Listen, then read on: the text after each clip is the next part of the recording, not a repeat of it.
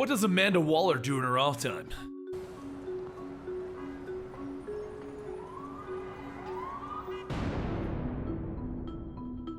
Welcome to the Complete Story Series, where I take trade paperbacks and single issues and I break them down into digestible bites to help you understand. Then I read it dramatically back to you. All alterations to the panels, text, and images are to prevent copyright problems and keep me out of Belle Reve because I don't want to join the Suicide Squad. All art is owned by its respective companies.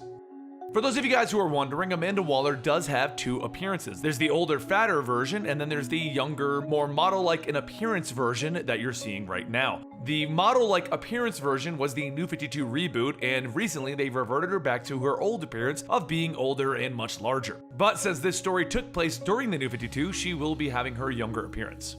Sometimes Amanda Waller wishes that she could just be a soldier again. Things were much easier when the only thing that she had to do was follow orders.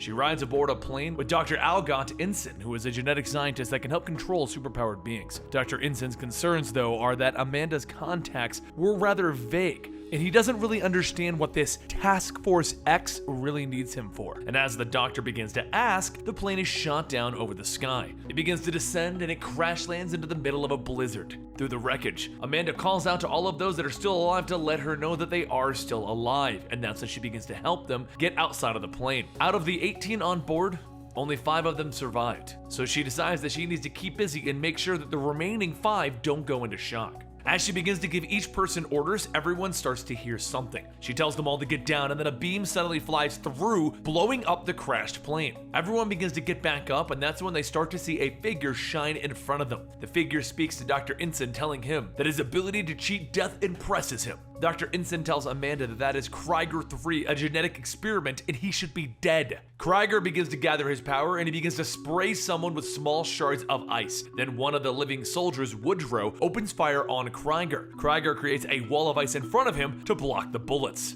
Amanda tells everyone to run for it, and that's when another one of the soldiers, Garza, gives them the cover fire that they need to get out of there. Garza kneels down and begins to fire on Krieger, but Krieger blasts through his ice shield, hitting Garza. As Garza lay dying, Krieger begins to absorb her heat, telling her that she may rest. He will kill Ensign for both of them. Amanda and the group manage to get ahead, and they state that the guy has environmental manipulation, temperature control, defense shielding, but does he have enhanced vision?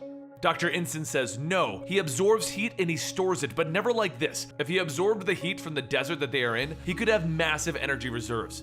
Dr. Ensign goes on to say that with their current situation, he pulls the heat out of the air and his body is like a focused, high-pressure system. He's basically a walking blizzard. The group continues to make their way through the snow, and then everyone hears a blast and Krieger shouts out, "You won't escape!" Everyone begins to scatter, and Amanda notices the frequency of the blast as they run away. He needs to power up between the shots. She then tells Woodrow that the next time that he fires, they're gonna take the offensive. The two of them wait for Krieger to get closer, and Krieger fires off another blast. Once it's clear, Amanda and Woodrow run from cover and they start to fire at Krieger. Through the shots, one of them hits him, and Amanda calls out to keep firing. Krieger forms a shield around himself, asking, "Why? Why do you defend that man? Do you know what he has done to me? We weren't volunteers." Amanda begins to get closer, and Krieger starts to state that it doesn't matter, he can't turn it off. He can't touch someone without hurting them. They begged him to stop, but he didn't. Amanda realizes that Krieger's shield is absorbing more and more heat and tells Woodrow to go. Both of them begin to run and head to the edge of a cliff. But as they jump the blast from the shield, it spreads, hitting Woodrow. Amanda looks down at Woodrow's body, stating that she needs to stay calm and focus on living. As she takes Woodrow's grenade pouch and runs back to Cheryl and Dr. Ensign. She tells them to run, but before they get very far, lights begin to shine on them.